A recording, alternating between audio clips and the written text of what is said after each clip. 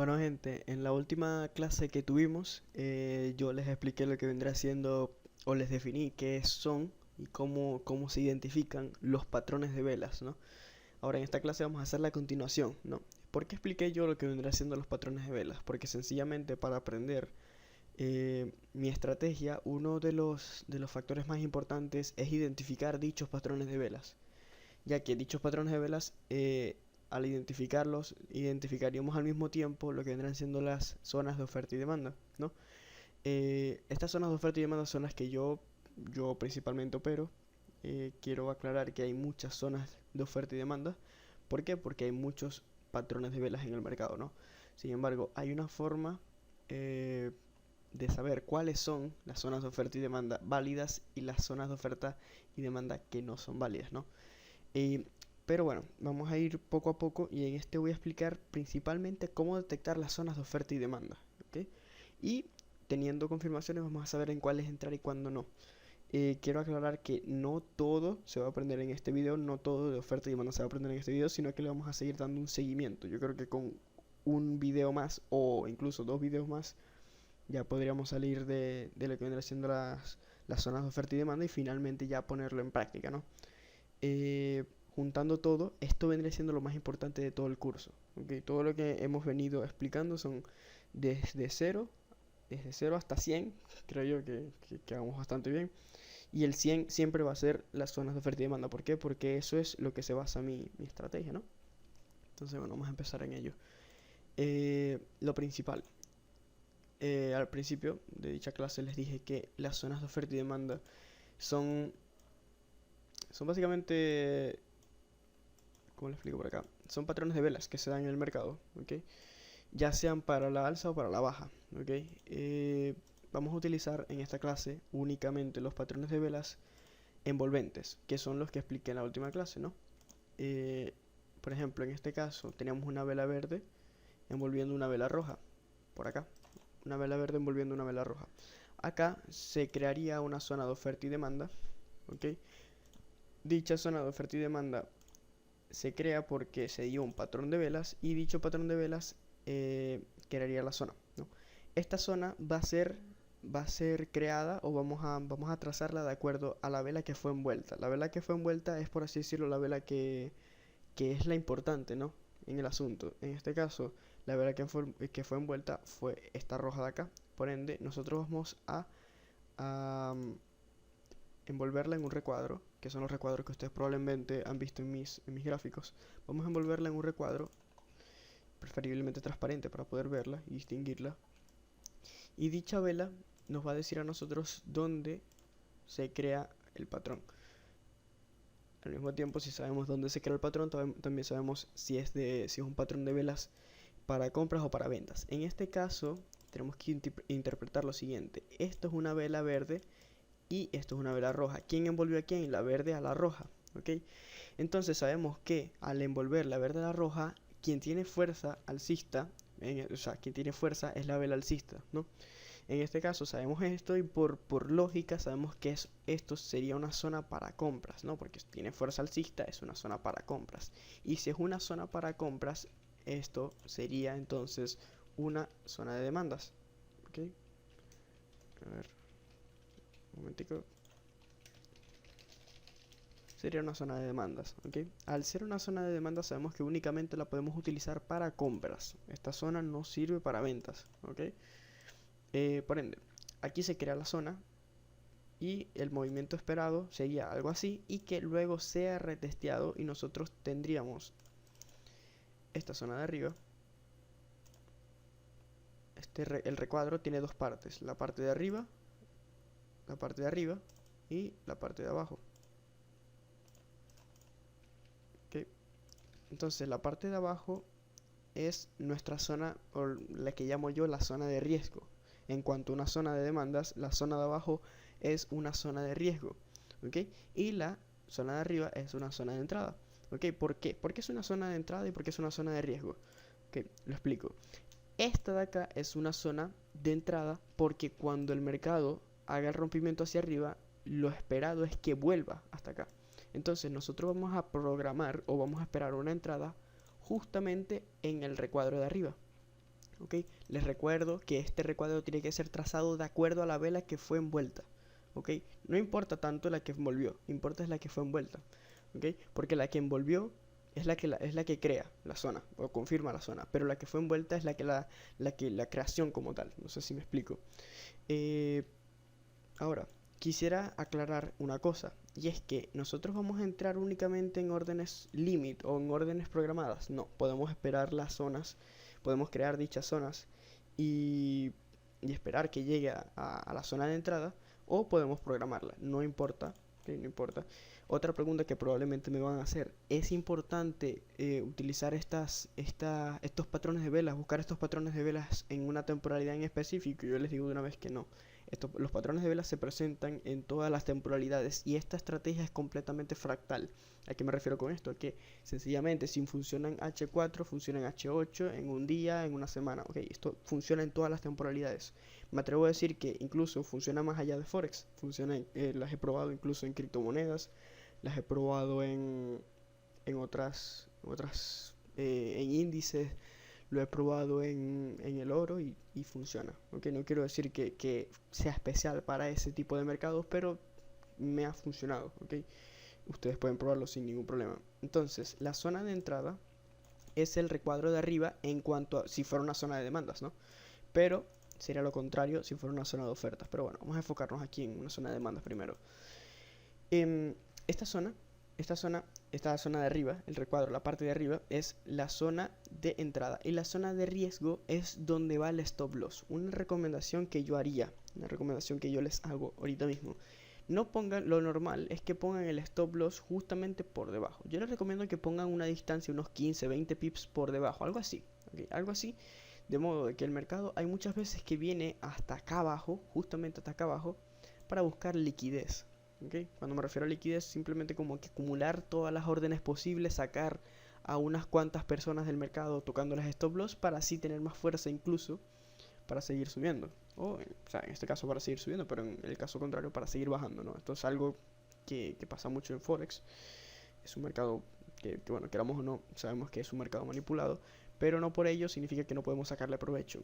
Y con estas zonas fundamentales que yo le llamo, zonas institucionales, vamos a vernos también, al igual que con cualquier estrategia, nos vamos a ver afectados por la manipulación, pero tal vez un poco menos, ¿ok? Y se van a dar cuenta. Pero ¿cómo se van a dar cuenta? Simplemente practicando todo lo que ven en los videos. Si no, no nos vamos a dar cuenta de nada. Entonces, la zona de riesgo ya les dije que es donde va el stop loss. En el caso de zona de demandas, la zona de riesgo va abajo, y en el caso de zona de demandas, el punto de entrada es arriba. Me refiero a la zona de arriba, el recuadro, la parte de arriba del recuadro. La línea esta que está acá en el recuadro, esa es la zona de entrada. Y esta línea de acá abajo es la zona de riesgo. ¿Ok? Ahora, vamos a buscar lo contrario. ¿Ok? Lo contrario en este caso sería algo así. Justamente esto. Una vela roja sería algo así. Una vela roja envolviendo una vela verde. Perdón. Sería algo así.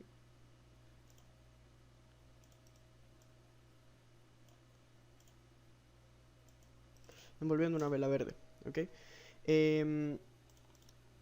Si la vela verde tenía mecha, la mecha tiene que ir dentro del recuadro, ¿no? Vamos a trazar ese recuadro de acuerdo a esa mecha, ¿no?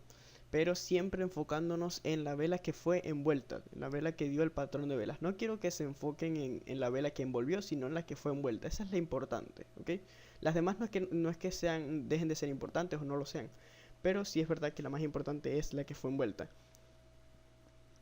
Entonces la vamos a trazar de esta manera. Vamos a ponerlo un poquito más transparente para poder apreciar bien. Y esto sería el ejemplo de una zona de ofertas, ¿ok? Es una zona de ofertas. En este caso, si anteriormente la zona de entrada era arriba y la zona de riesgo era abajo, aquí es lo contrario, porque antes estábamos comprando y ahora vamos a vender, ¿no? O vamos a buscar ventas. Entonces la zona de riesgo vendría siendo la de arriba y la zona de entrada es la de abajo, el recuadro o la línea del recuadro de abajo, ¿ok? Esta de abajo es la zona de entrada y esta de arriba es la zona de riesgo. Es decir que acá por encima de esta línea va el stop loss y acá, justamente acá abajo, va el precio de entrada. Es decir, ahí es donde vamos a buscar nosotros la venta. Ahora, probablemente también se hagan una pregunta. Es ¿cuándo vamos a entrar? Apenas toque esta línea de acá, cuando entre, cuando haga un patrón de velas. Yo les recomiendo que, o yo personalmente lo hago así. El mercado baja, ¿verdad? Y justamente cuando entra o toca este recuadro de acá, yo entro en ventas o programo una venta ahí. ¿Ok? Y espero que llegue hasta ahí. Pero apenas entre o toque esta zona de acá, yo entro en ventas. ¿Ok? Yo no tengo problemas con eso. Y si yo confío en mi análisis, no voy a tener problemas si tengo que estar pendiente o no. Porque, bueno, precisamente de eso se trata, ¿no? De confiar en el análisis, de saber que está bien. Y si no está bien, no tener miedo a perder porque forma parte del proceso, ¿no? Es lo que siempre le digo a los alumnos. Otra cosa. En este caso, la entrada sería así. No va a ser lo mismo. El precio de entrada sería justamente aquí en el recuadro, en la línea del recuadro de abajo, y el stop loss por encima. Lo mismo que les dije anteriormente, el stop loss normalmente la gente lo pone justamente encimita. Yo les recomiendo que no. ¿Por qué? Porque hay veces que lo ponen justamente encimita y viene una mecha, nos saca y luego baja. Eso pasa mucho y nos va a pasar igualmente. Aunque lo pongamos por encimita nos va a pasar, pero tal vez mucho menos, ¿no? Entonces que sea algo así. Entonces, de modo, cuando ya sabemos que estos patrones de vela son o marcan zonas de oferta y demanda, tenemos que saber que en este caso yo tengo que esperar que el mercado, ok, ya me creo este patrón de velas, bueno, ahora tiene que bajar y luego posteriormente subir y acá nosotros entramos en venta. Así, es tan sencillo como eso. ¿Qué estaría pasando aquí? ¿Por qué tiene que hacer ese movimiento? Porque bueno, para que me entiendan o para que vean cómo es que yo veo el mercado, ¿no? Acá mucha gente entró en ventas. Cuando se crean patrones de vela es porque mucha gente entraron en ventas o en compras. Por ende, mucha gente acá entró, en este caso, en ventas, ¿no? ¿Por qué? Porque por interpretación vemos que una vela roja fue más fuerte o más grande que una vela verde. Esto se da mucho. Pero bueno, vamos a buscar este ejemplo, este punto al ejemplo. Se ve que lo rojo, que las velas rojas tienen más fuerza que las verdes, por ende la fuerza bajista está siendo más fuerte que la alcista. ¿Ok? Entonces, mucha gente entró en ventas acá. Sin embargo, mucha gente también identificó esto como un patrón de velas o como una zona de demanda, de ofertas, perdón, en este caso. Bueno, el mercado empieza a bajar, a bajar, a bajar, a bajar. Y mucha gente identificó esta zona como una zona de ofertas, por ende quieren entrar en ventas, pero van a esperarlo acá arriba. Y muchas veces el mercado se queda sin fuerza para seguir bajando como si nada, sino que tiene que subir para acumular ventas acá y posteriormente sí bajar con más fuerza. ¿Okay? Es un poquito de interpretación. Así lo veo yo, no quiere decir que justamente así sea, así es que lo veo yo. Por decirlo de otra manera, aquí mucha gente entró en ventas, sin embargo, el mercado no tiene suficientemente fuerza para bajar como si nada, sino que sube para acumular más ventas aún y ahora sí bajar con mucha fuerza. Porque recuerden que si mucha gente vende, o bueno, las instituciones y los bancos venden, ahí es cuando se mueve el mercado fuerte, ¿no? No se va a mover simplemente porque tú o yo compremos. Rompió la estructura también. Ahora, yo buscaría ventas aquí. Fíjense como aquí hay un patrón de velas, justamente acá. Bueno, vamos a buscar el ejemplo que les estaba diciendo. Ya por aquí ven un ejemplo. Por ejemplo, aquí nosotros buscaríamos, estamos viendo que hay un patrón de velas. En este caso sería una vela negra, que sería esta de acá, siendo envuelta por una vela blanca. ¿Okay? Además de eso, quiero que se den cuenta de otra cosa, y es que esto era un soporte, esto de acá era un soporte, y ahora pareciera que si se retesteara, en caso de retesteo sería una resistencia. Que aplicando la acción del precio, sabemos que lo normal es que retestee y baje, y además de eso es una zona de ofertas. ¿Por qué? Porque hay un patrón de velas que probablemente vaya a funcionar. ¿Okay? No quiere decir que vaya a ser así 100%, pero probablemente vaya a funcionar. Ahora, vamos a buscar más confirmaciones, tales como por ejemplo un patrón de velas, un nivel de Fibonacci, perdón. En este caso algo así. Vemos que da un nivel 61, está bastante bien. Yo buscaría la entrada justamente acá. El stop es alto, es un stop bastante alto.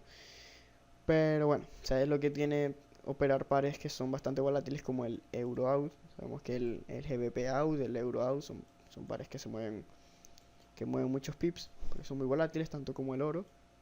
Pero bueno, por ejemplo, a ver, por poner un TP, yo que utilizo varios TP, podríamos poner un TP aquí, el TP en el menos 27, y el primer TP, por ejemplo, ponerlo como por acá,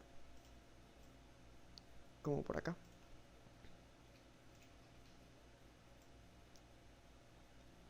Este sería el primer TP.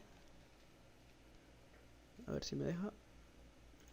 Este sería el primer TP, TP1, y el segundo sería este de acá. Ok, le damos play a ver qué tal. A ver, el mercado tendría que subir, a ver si sube.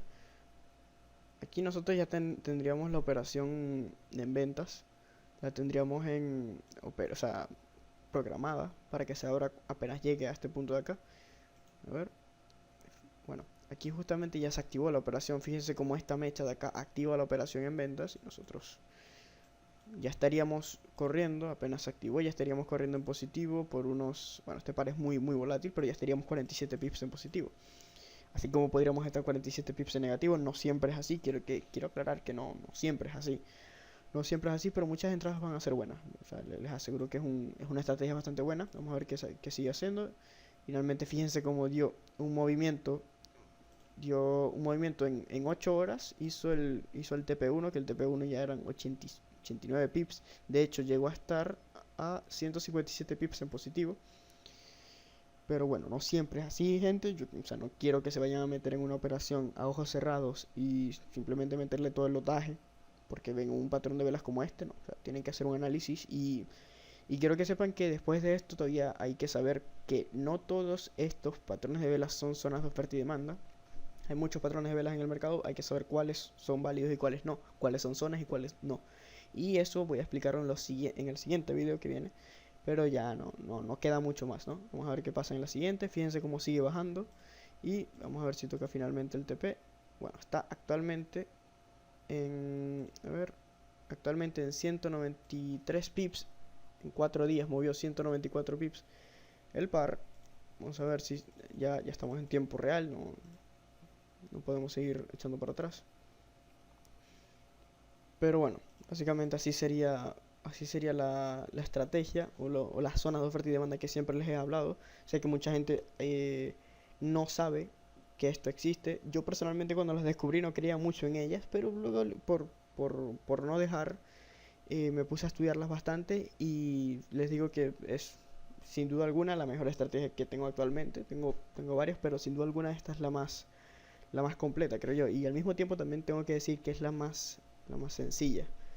Y bueno, muchas gracias por el video. Espero que les haya servido, que aprendan y que bueno, nos vemos en el próximo video.